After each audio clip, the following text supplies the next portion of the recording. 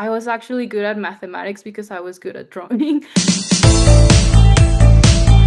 Hello and welcome to another episode of the Ryan Claytor Patreon podcast. I am extraordinarily excited about this interview that's about to unfold right now with Sofía Abreu.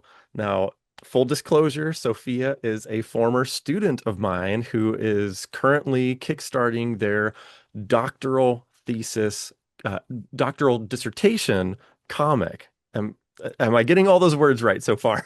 Perfect. That was perfect. Yes. Okay, great. Sorry, Yes. I topped out a master's degree and mine was a thesis, and so I've got that in my brain. I'm sorry, I didn't mean to diminish your doctoral Oh, I have dissertation. no. Oh, no, no, no. I never took it that way at all. Okay. Like I was like, is that the name of the thing? Yes, I think it is. Yeah. Great. Okay. Yeah. I do not want to bury this lead. I'd like to let everybody know who's listening right now know that there is a currently running Kickstarter campaign, and I'm going to share my screen for those who are watching this interview. And this is called Remembering Mathematics, a Site of Healing. And it's currently running. We've got a few more days left. And this is Sophia's doctoral dissertation comic made into a more accessible format for a wider audience. So, why don't I turn it over to you, Sophia, just to allow you to introduce yourself in your own words, and maybe you can talk a little bit about this project. And then I'm going to pull it back a few years in time and ask you a few questions. So, would you mind introducing yourself to the Ryan Claytor Patreon podcast audience? Yes. I would love to. Yes. So, I'm Sofía Abreu, and I. It's always hard for me to think about what to highlight in terms of like my comic because I feel like so much of my life kind of like culminated to this comic in a way. But just like more immediately, I just recently graduated from Michigan State University with my PhD from mathematics education, and yeah, like my comic is was like I feel like my whole PhD was work towards this comic in a way.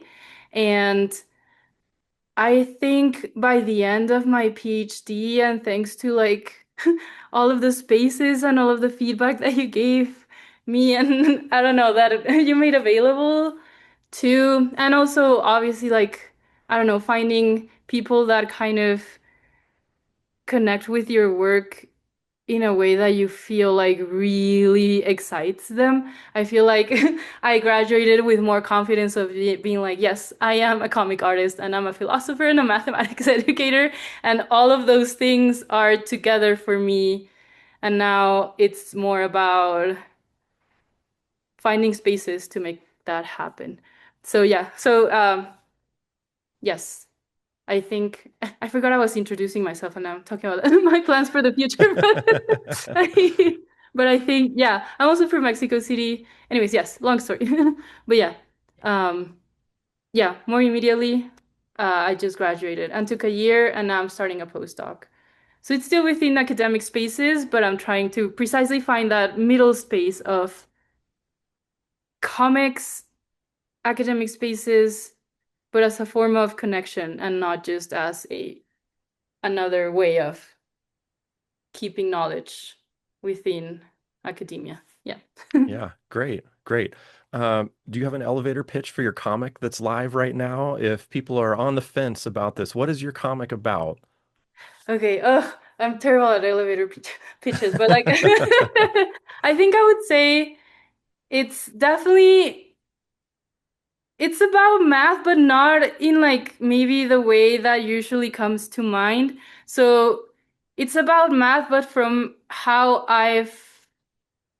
in a way, it's a return to how I understood and related to math when I was like throughout my life, which has always kind of had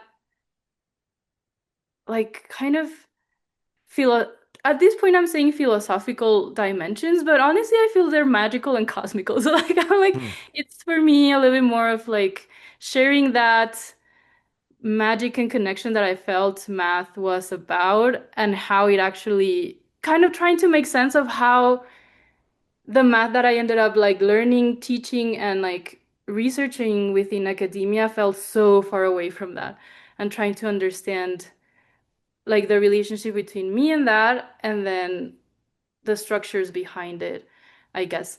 Yes. And so it's a lot of big words, but I'm hoping that the images also kind of awaken things. So yes, I think, yeah, that's where I'm at. Yeah, I totally agree with everything you said. And Oh, also, I'd like to maybe add to that a little bit. The comic story itself is structured in sort of a nonfiction way. It's sort of like a documentary inside a classroom where you are like a student teacher or an observer or a teacher along with another professor who are interacting with these younger students. I'm not sure exactly the grade, but it's what, like middle school, high school, around in there, I would guess. Am I correct? yes, the one is no, but that's a good point. Yeah, one is in a third grade classroom, and the other one is in a fifth grade classroom. So yeah, Okay, sort of, okay. yeah, They yeah. they're very advanced students for being in third and fifth grade and having these really intelligent philosophical conversations about mathematics. And this book, when I was reading through it, because again, full disclosure, not only was Sophia one of my students in my comics classes, but eventually I became a committee member on her dissertation committee, which I was very excited to do. So I've been able to read through this entire comic, and I am not a mathematics professor. I am a comics professor. So I felt like I was learning a lot reading through this book, but also at the same time, it felt very accessible. Like I'm not a doctoral mathematics person, but I feel like I'm being let into this space, and it's through this lens of a classroom with people who are much younger than me, but embracing these really philosophical, mathematic conversations and topics and tackling things that I don't think about in my everyday life. And that was really exciting for me to read through as an observer, as a reader. So I hope that even if you don't feel like I'm an academic mathematician, that this book can still be for you because I felt as that it was also for me. So I think you're really reaching a wider audience with this. And I hope folks give it a try because I was real excited reading through this for a number of different reasons. Anyway, what else would you like to say about this book? I don't want to take all the words from you. No, no, no. That makes me so happy. That was, yeah, no, that was awesome. Yes. I yeah, first thank you for that. And then yes, I also I live in such a theoretical mind that I forget like the specificity of my comic. But no, you're right. Like I feel like one um of the I don't know, like of the richness of being able to create this comic was precisely that it is grounded on conversations that I lived in the classroom, and so I feel like that kind of connected very nicely with, and yes, with just how much we must have known when we were kids, and and how like because for me it also became kind of like a self like Um, it's a little bit hard sometimes because I sometimes feel like I'm sounding like very selfish, like this comic book is about me, but like I feel like it's kind of I'm trying to precise like kind of like a spiral. Like yes, it starts with me because it's like things that I went through and that have questions within me, but then I see them in the classroom being like so beautifully talked about and being like so rich and so generative and how much of that gets lost eventually with time. And we even assume that, kids wouldn't even care about these conversations when no, like they are hungry for them. And it just reminded me of when I was hungry for them when I was a kid as well. So I feel like it's trying to like express all of these intertwined dimensions that kind of inform each other at the same time. And so like um yeah, yeah, thank you for bringing up the it happened in classroom. So this is yeah, very much uh wanting to share moments that actually happened and the richness of them. And yeah, yeah, yeah. Yeah, yeah, and that came across in droves in this comic when I was reading through it. And another thing that I would love to highlight is Sophia's interest in manipulating the layout of the comics page. There are a lot of really inventive panel structures and page layouts that go to augment the message that's trying to be put across. And Sophia, I've mentioned this to you privately, but I would like to say it publicly. It reminds me a lot of a Nick Susanis type of comic. So if folks are not familiar, Nick Susanis wrote Unflattening, which is this like theoretical comics deconstruction, just super ambitious. Another doctoral comic that was eventually published and is just very visually intelligent in the way that it tries to meld the visuals with the message that's being talked about.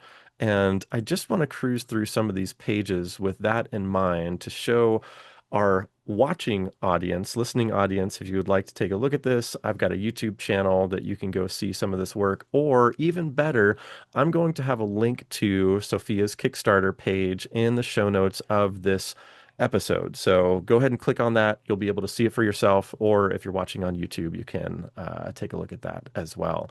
But I will also mention that Sophia is using the same printer that I used for my one bite at a time hardcover art book. Now, if you've ever picked that up, you know that the printing company that I used did an unbelievable job putting that book together. There were so many bells and whistles in that, and they just knocked it out of the park. So I mentioned all that to say Sophia's book has some very interesting formatting elements in there. So that's another highlight that you can expect from Sophia's book. The project is already fully funded, so you're not pledging for something that might happen. You know, this is going to happen. So I wanted to highlight some of those interesting formatting issues. But now that we've pitched the project for a little while here, I'd like to sort of rewind a little bit. And I genuinely do not know the answer to these questions. We haven't really had a chance to dive into this, but I'm really curious about your introduction to comics. And parallel to that, how did you become interested in mathematics? And then, as a follow-up question to that, at what point did you start envisioning those two combining? So, way back, however, when you got interested in comics, how'd you get interested in comics? How about math? And then ultimately, how'd you start putting those two together? Yes. Oh my God. Yes. Okay. So, okay. Yes. So I think I'm gonna start actually with my connection with drawing and mathematics because I feel like since I was a little kid, I really loved drawing. I don't remember, but my mom was always telling me that I was like, Mom, I want drawing classes. And my mom was like, Yeah, yeah, sure, sure. And I was like, Mom, I want drawing classes. So she was like, I guess I need to find drawing classes. So she found drawing classes, and I it's hard sometimes for me to talk about how connected I felt to drawing and mathematics, but I fully believe, and the more that I let myself like be and express in the way that makes sense to me, the more that I really feel that I was actually good at mathematics because I was good at drawing. So I feel like um in a sneaky way, it was like my way of like being able to draw all of the time. But since it was under the name of math, people were like, oh, yes, you're doing the thing that is good for your, like for your future or whatever. But for me, I was just like still drawing and using logic with my drawings. And I feel like that was heaven for me. Mm. And I think that once math stopped being like that type of like philosophical kind of like because again, like I feel like with drawing, I learned a lot about math because I was trying to figure out how everything connected and how like I don't know, it felt very much one thing. And when it stops being as connected and it starts become more like mechanical and just like moving symbols, it kind of became like really dry for me. And I think like it was in the math PhD that I lasted like 2 months when I was like, oh yeah, this is not my math. Like this is not the math that I enjoy. And I feel like it also explains a little bit of like why I always felt out of place within math spaces because it's Mm. not so much that like the math that we were talking about was like fascinating to me. It was more like it was fun for me. It was fun to like figure it out. But then that's it. I don't want to talk more about like, like it was more like I figured it out. I don't care anymore. But I feel um but then I also grew up in like a time where like science was like the big thing that was gonna like guarantee a future. So like even if I was good at drawing, it was like, yeah, that can be your hobby, blah blah blah. And my school was also like we had like a drawing class that was very symbolic. So like it was not Mm. even like I think it was just because they had to have it, otherwise they would just teach us science. So Mm. I think drawing has been with me for a really long time, but it felt like it was doomed to be like an auxiliary or like a second thing. And I think I believed that for a long time, but now if I look back, honestly, I loved being uh in the US in the university because I could take classes from like any single department. And I think that that allowed me to, yes, I studied my major in math, but I took so many art classes. Like every semester I had at least one, Mm. and at least one where I drew. So like I feel like I did in my mind I did like the major that I wanted because yeah, I took like drawing classes, animation classes, printmaking classes. Like Mm. I never left the drawing and but I still could not figure out what to do with it. Like I was because I did like very realistic portraits and stuff like that. And at a point that becomes a little bit boring once you've done it so much. And at the same time I didn't know um yeah, what to do with it, I guess. And then I read Unflattening by Nick Susanis. Mhm. And I was like, this is it. I don't even know how to explain it, but this is it. Like this is I know it's not gonna be exactly like this, but here's something. Like my heart started pounding. Like I think so I think and then at the time I was also dating someone who was really into comics. He started like gifting me a lot of comics and I became more and more like, yes, this is it. Like how is this the first time that I learned that I love comics? What? Mm. In my 20s? What? No. So like but once it clicked, I was like, okay, yes, I don't care if it happens or not. I'm just gonna see what happens. Like what can I do with this? And I think like once I got into the PhD in math education now, yes, specifically I had already read on flattening. I was like, people have done it. You cannot say no to me, so we're gonna make it happen. And I think that that was my process. And then luckily, my friend Valentin, who was also really into comics, told me about the your comics classes, and that was like when I was like, Ryan, can I please be in your class? And yes, as soon as that class started, which was in the pandemic, I think it honestly gave me life during that time. Like I feel like, yeah, it felt so right. And yeah, I haven't looked back ever since. Yeah. Yeah, yeah. That's So great. yeah. I want to touch on Yes, so yes. many things, but you did say one part that I really wanted to dig into a little bit. You said I was good at math because I was good at drawing. And I think a lot of people, a lot of artists tend to think Hmm. those are separate things. Hmm. I'm an artist, I draw, I'm an illustrator. Don't give me math stuff. I don't want to do calculations. I don't want to be an accountant. I don't want to figure out how much it costs to make my book. Like, get those two things away from each other. Right. So I really want to understand this better. I was good at math because I was good at drawing. Can you dig into that a little for me? Yeah, yeah, yeah, no, that's yeah, no, no, totally, totally. I think that's where I also kind of go or I think it connects then with how I am trying to express math through my comic because I feel like I think I was lucky to have like a professor who taught mathematics in high school to us from like a philosophical kind of like perspective. And I feel like if you start from the actual kind of like wanderings that uh that kind of made the math that we now use kind of unfold, it like it's like starting from like a different, yeah, it's like going the other way around. So like I feel like since he kind of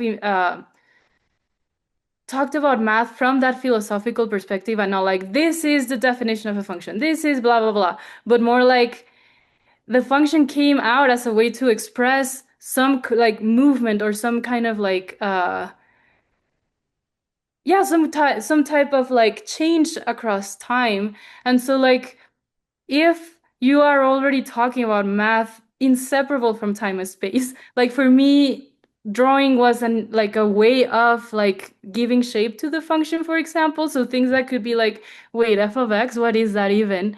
I could at least kind of have a sense of what a function could be through drawing. And I'm like, oh, it could be like anything, right? So I could draw anything. But now I have it there. And then there are certain rules to this being, yes. So, and with drawing, I can see what the possibilities are because with functions, at least in high school, you are working on like a Cartesian plane, so it's two-dimensional. So like the what you can do to that line in that space is very much what you can do to that function in math, you know? Mm, mm, So I think I don't think I could ever like do math without picturing something first. mm. So I think that yeah, even like when I took abstract algebra, which is supposed to be like the abstraction of the abstraction of the abstraction, I was like, no, I'm gonna draw circles because like they need to be something. And then from there see what I can do with this circles. Yeah. And Yeah, yeah. that's so interesting because your book, bringing it back to your comic, that's live right now. Link in the show notes if you're looking for it. Um, it really did make me think about math in a totally different way than I had ever experienced it or thought about it before. I felt like I was getting a crash course in doctoral mathematics just having you in my class.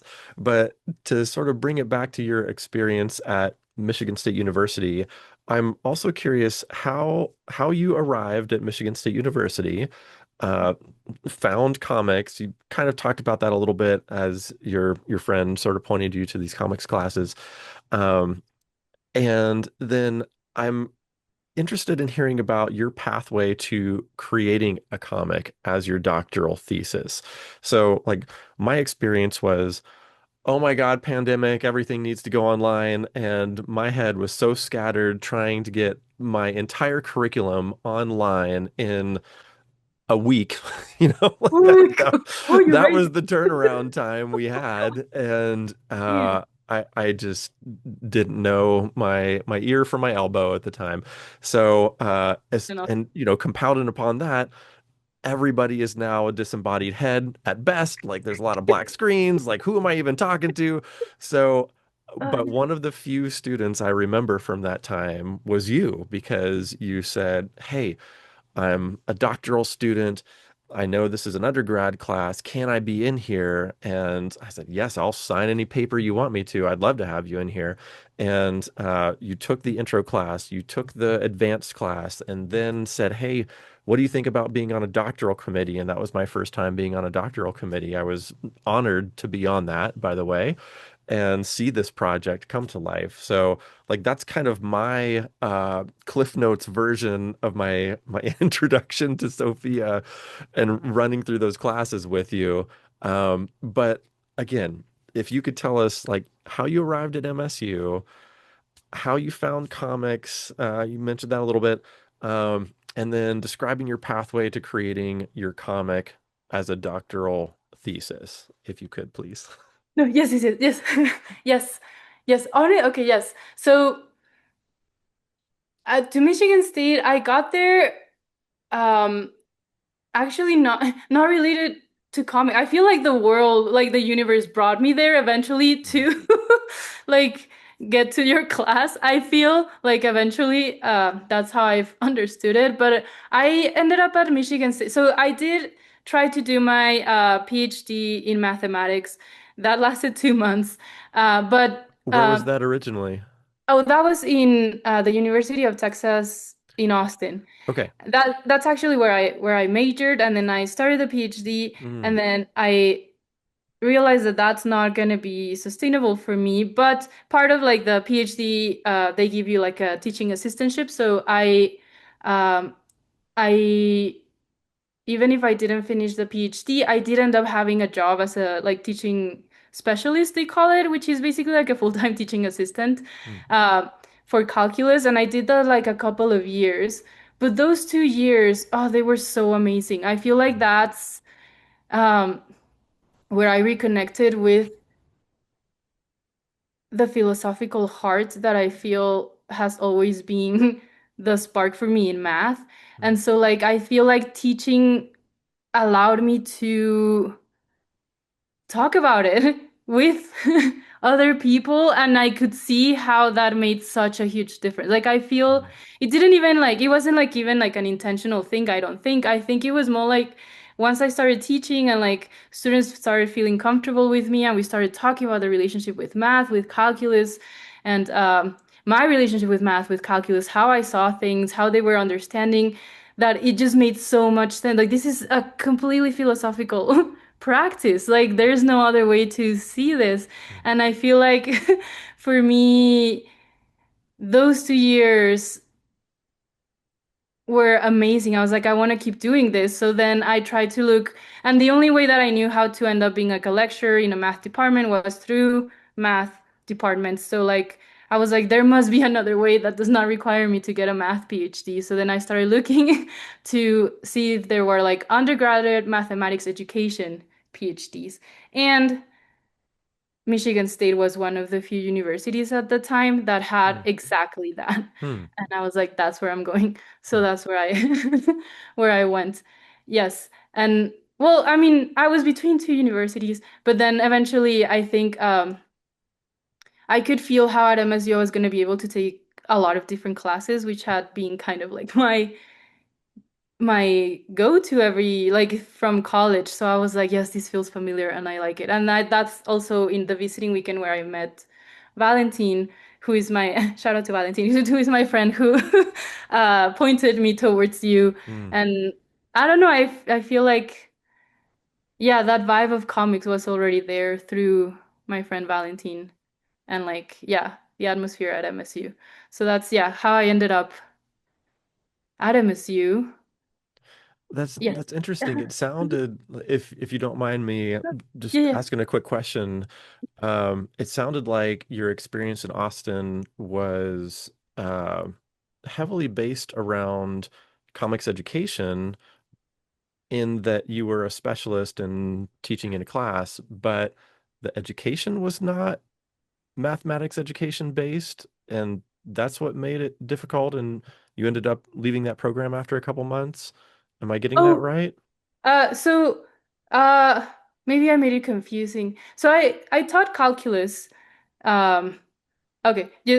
I thought I heard you say comics. I was like, "Oh no, I've never taught comics." I Oh, didn't know anything. uh, Oh. I may Anyway. have. I have an old brain. I'm sorry if I No, and misspoke. I no, totally. Just yeah. So I no, the teaching was definitely math. Oh, okay. So I think what made like kind of freed me a little bit was that I was not the main instructor. So I feel like that's it actually was kind of freeing to be able to talk about math without immediately going into like the mechanical things. And Hmm, I feel like because I had my own kind of space, because usually I had a lot of freedom on how to organize my classes.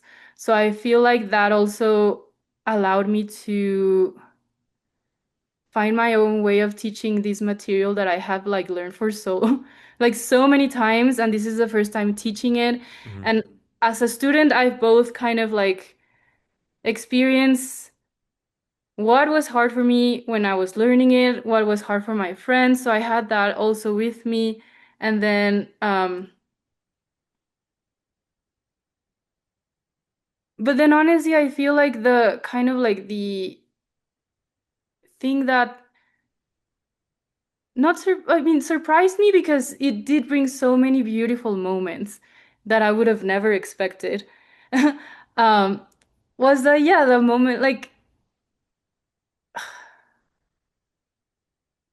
mathematics is not a single thing, you know, it's the relationship with mathematics that's at the core of any mathematical practice. So like I feel like getting to know each person's relation and history with math and start from there instead of starting from the math, Mm.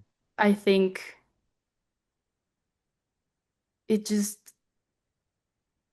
I don't know how to explain it, but it just opened up other conversations that eventually, obviously, well, not obviously, but eventually did end up like talking about the math, you know, because that was like that's where we were going, but we were going now with like paying attention to each person's history with it and like, you know, like I don't know, it was um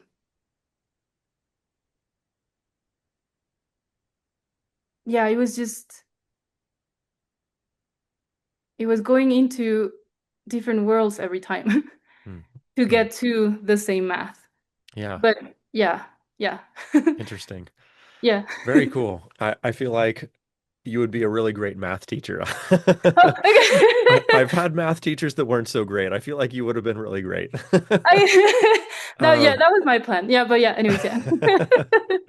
so, can you describe your pathway to creating a comic as a doctoral thesis? You know, you had this experience in Austin, didn't work out like you hoped it would, but you had this great experience teaching. You found this new program at Michigan State University, and then comics also. Like, how did all that happen? How did you make a comic as your doctoral thesis? Yes, I still sometimes I'm like, "Ah, I did that. I'm so proud." Because yes, at times I was like, ah, it's not gonna happen. It'll be okay. But I think, yeah, I, yeah, I'm gonna thank Nick Susanis. I feel like knowing that that was possible, that it had happened, I Mm, think that gave me an unwavering confidence that no, mm. this has happened in academia. You cannot tell me it's not academic. Like, so I feel like that made us yeah, a shift within me. And I think that also um and here's where like I feel like a lot of things of my life really came together within this comic, and it's just not the academic components of it. But I feel like yeah, I got close to feminisms and like feminist authors through my sister, and I had read Audre Lorde before my PhD and like a lot of feminist bell hooks. And I'm mentioning this because they have a very open and spiritual and loving understanding of knowledge and academic and even like the creation of academic knowledge as a spiritual practice and as like as a loving expansive practice that for me was just clear like yes, that's how my research is gonna be like there's no like yeah, knowledge that comes from you, from your lived like from your lived knowledge, yes, and then express what you can share from that. And it became important for me because the more, like, once I started taking your class, the more that I just flowed with comics, I was like, this is my way of expressing my the knowledge that I want to express Mm. as a person, as an academic, whatever. I don't even care, you know, like at this point, this is just how I want to express myself. And uh, and at the same time, I do have a very supportive advisor in terms of my philosophical kind of approach to mathematics and mathematics education. Mm. And I think that he also was very supportive in like offering me my first space to create my first comic, which I think is the one that I created in the first no, that was on the second class when I The advanced on the class. advanced, Uh-huh. yeah, that I came in with like I have already a comic that I'm working on. Can I finish it here? Yes. Yeah. And there, for example, that's where I started like playing with like because I knew, yes, I knew how much Nick Susanis had like opened my mind in terms of what's possible with comics, but I also wanted to find my own way of playing with space and like with what I want to express and yeah, my own um way of intertwining everything and playing with that intertwinedness. And I think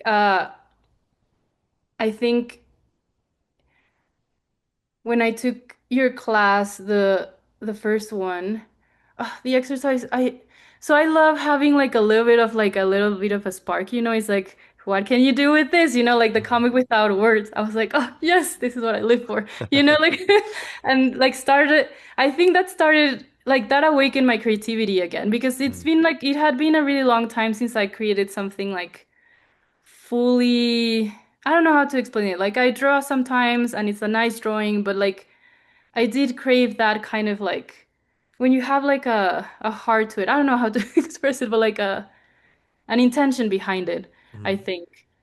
Um, that kind of guides the structure of the whole thing. And I honestly I was scared. I was like, what if I try comics and I realize that I hate it? And here I'm like saying like this is gonna be the thing that I that I wanted to do. But no, like yeah, no, it was Had you awesome. made had you made comics before that intro class that you took with me?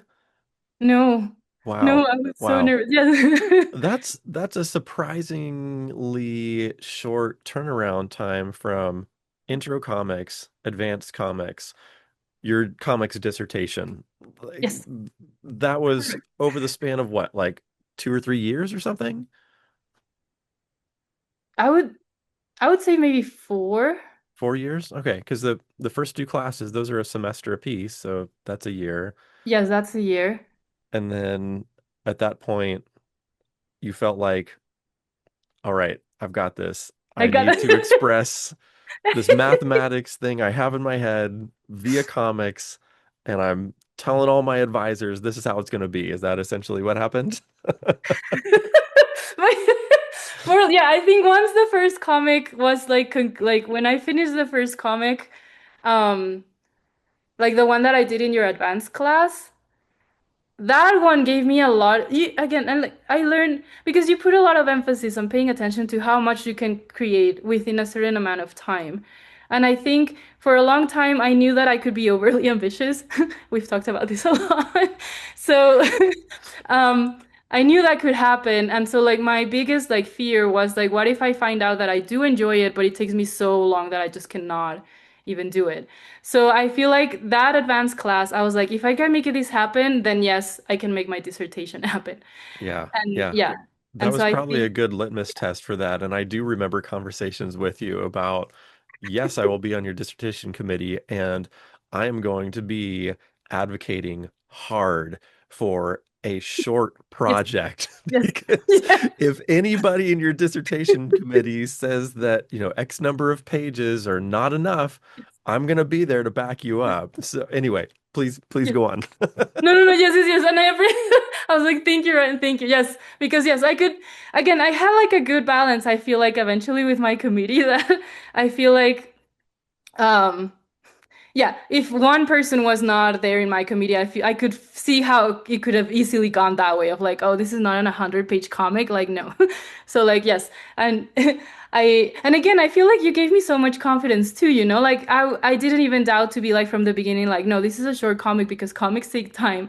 And also there's knowledge in how I'm expressing the comic. So like, even if it's a short amount of pages, like there's so much in each page. Like it's, like if you wanted to like see it as like a I don't know. Anyways, so like yeah. But yeah. Oh yeah. So then I think yeah, it was just I think I was also lucky to be surrounded by grad students who had trying to do something different. It was from like another department, but it was very close to my department. So I did see other students doing so much amazing artistic stuff as their research that um I had so much advice. And I think that eventually I learned that it was now a matter of like choosing the right people in my committee. And as long as everyone was excited about my work, then it was just a matter of me doing it.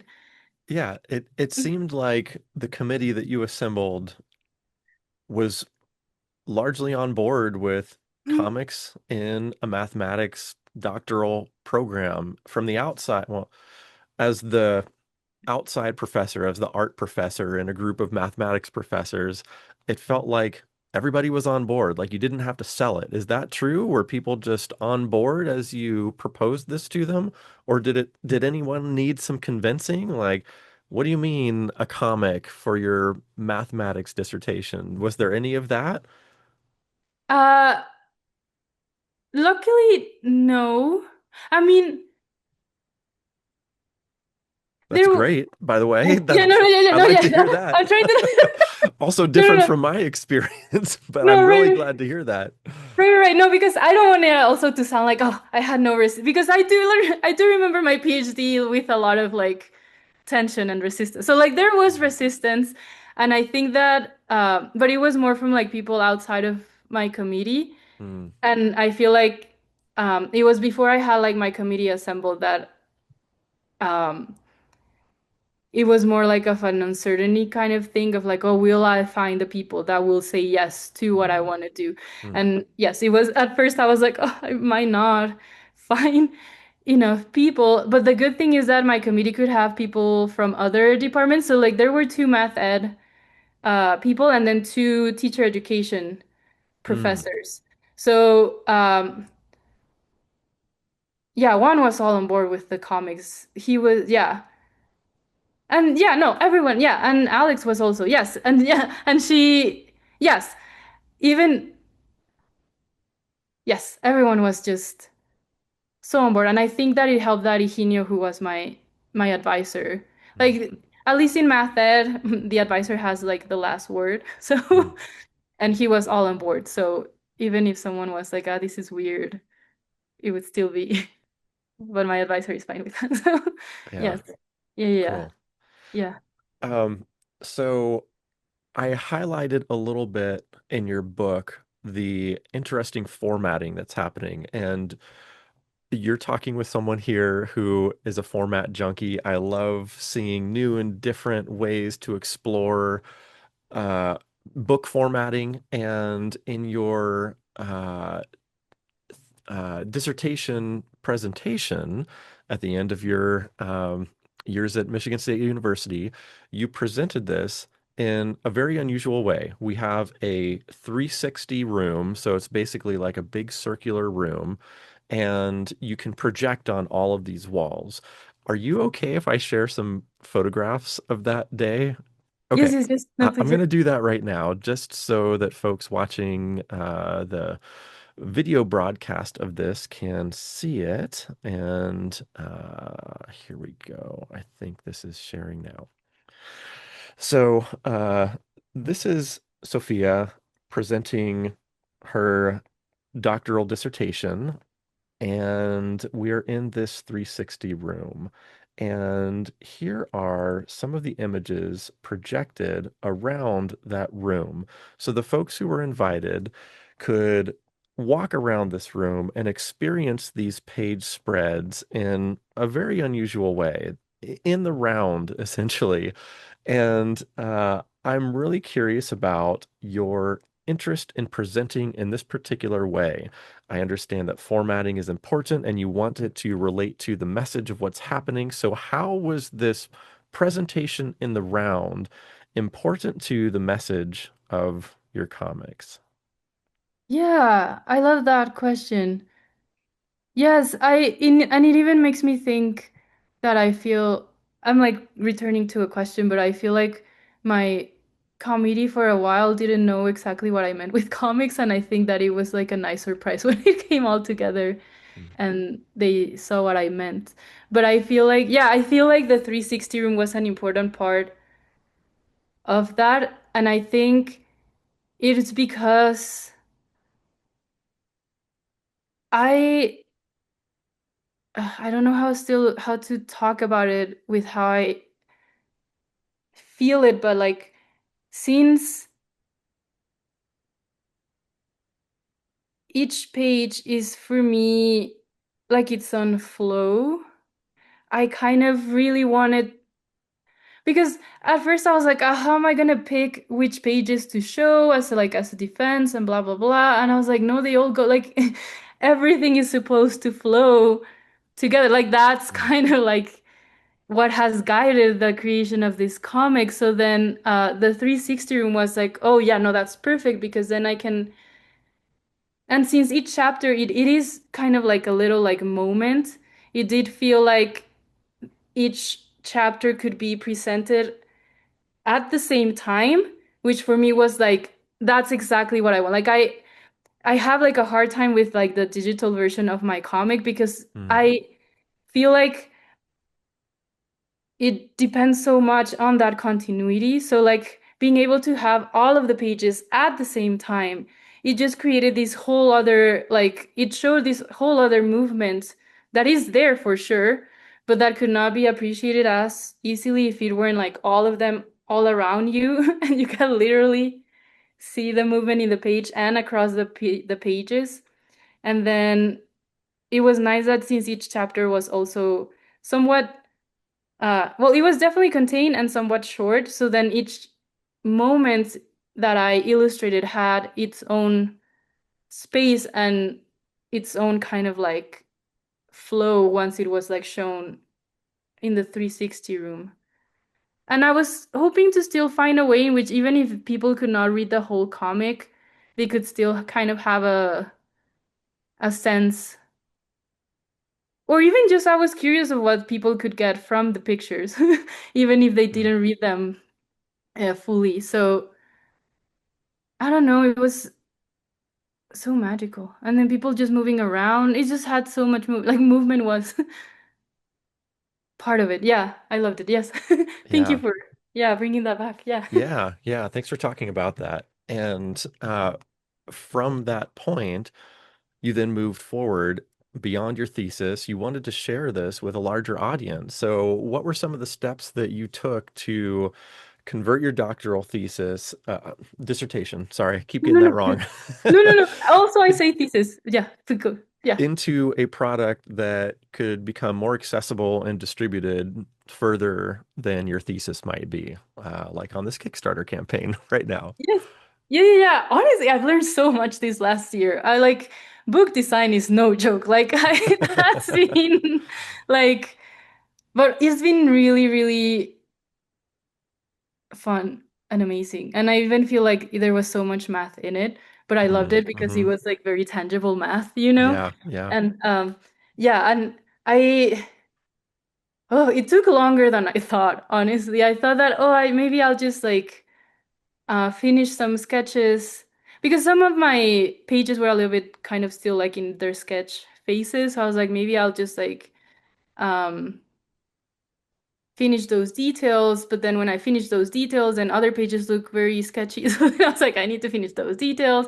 And then I also rereading, I was like, some parts are kind of like very wordy, so then I had to go. So it's like a lot of going back and forth, while at the same time not wanting to like reopen the whole comic book and like destroy it in my attempt to like make it more accessible. So it was like very hard to find that middle point of like putting more work in it without accidentally like changing it into a completely different thing. Redoing the whole thing. Yeah, Yeah, exactly. yeah. Yeah, yeah, It, exactly. Yes, it yes, sounds yes. like you went through a heavy editing process after your dissertation to get it to the point where it is right now.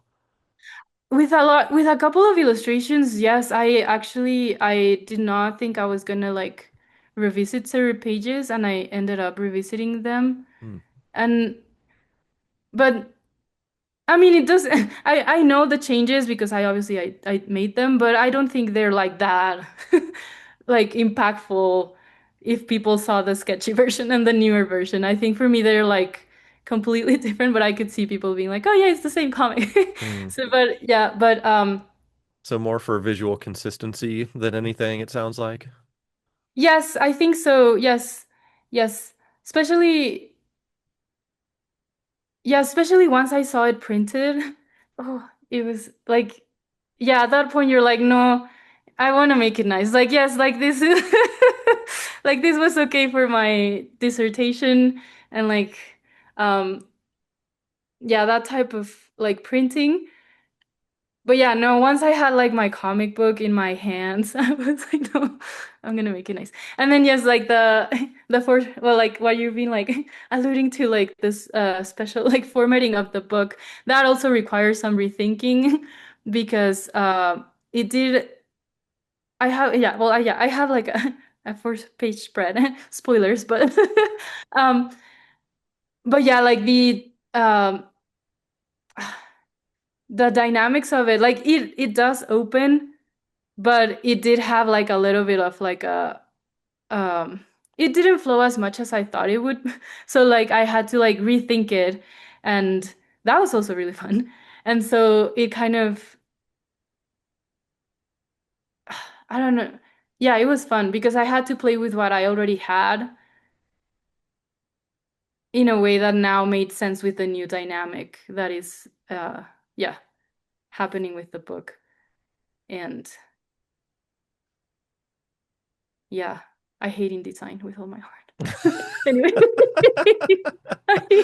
But it lets you make the book. I know. I'm grateful for it, but I hate it so much. That's hilarious. Yeah. There are many things I will look up on YouTube. How do you do Oh this my in InDesign? God. How do you do that? Oh, I, that I was hear you. yeah. Yeah. Yeah. Lots of learning as you need it. Yes, Um, exactly. as sort of to, bring this plane in for a landing, I don't mean to put the cart before the horse because remembering mathematics is not printed or fulfilled yet, but I'm confident it will be very soon. So I'm curious, what's next? What's next for Sophia? You seem so engrossed in this comics, mathematics combination.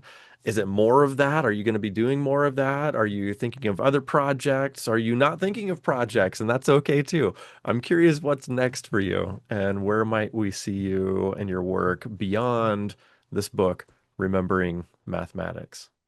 Yes. Oh, yes. So I'm very excited. I still don't have like uh specific projects, but I'm gonna start a postdoc this semester that has that same desire of like connecting with children's mathematics from a philosophical Hmm. perspective and from this like expansiveness and openness and creativity. And so I'm just ready for all of the ideas that will Hmm. spark. And definitely